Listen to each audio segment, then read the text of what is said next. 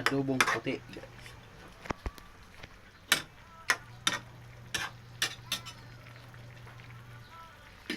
Yan. Yung sili na yan.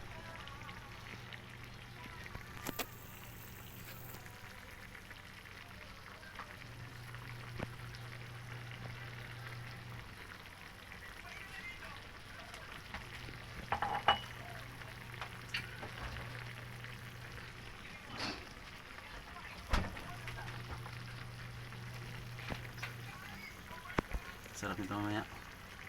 Tapos yung tuyo na siya.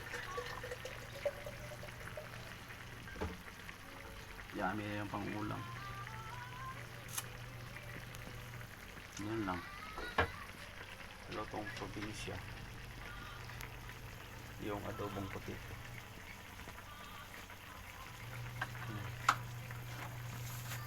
Manok guys, manok. Yan parang adobong puti. Sa mga sinaunang luto yan guys, na sa mga matatanda. Wala ng mga ano pa. Lagyan nila ng luya, sibuyas, bawang, paminta. Yun lang. Wala na ibang halo. Na toyo, wala na yan. Kasi ganun sa probinsya eh.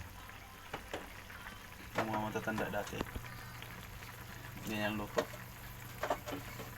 Tapos pag pinatuyuan nila yung karne ng manok, matagal siya mapanis dahil tuyong-tuyo siya yung karne ng manok or mga baboy man siya.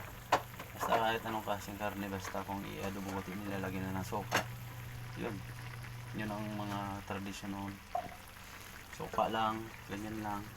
Tapos pag yung sarili niyang tubig, yung ipakukuloy niya sa kanila magtutubig yung karne, yun.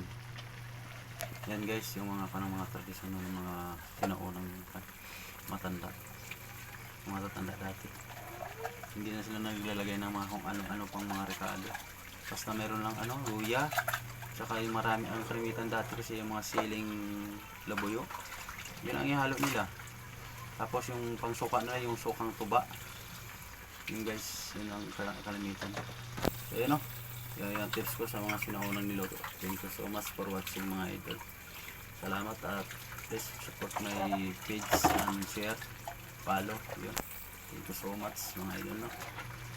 Yan ang yung ma-share natin luto ngayon, lutong probinsya, yung sinaunang luto siya. Kulay puti siya, adobo. Kung tawagin dito ay adobong puti ito mga idol. Wala na sa ibang halong kung ano-ano. So yun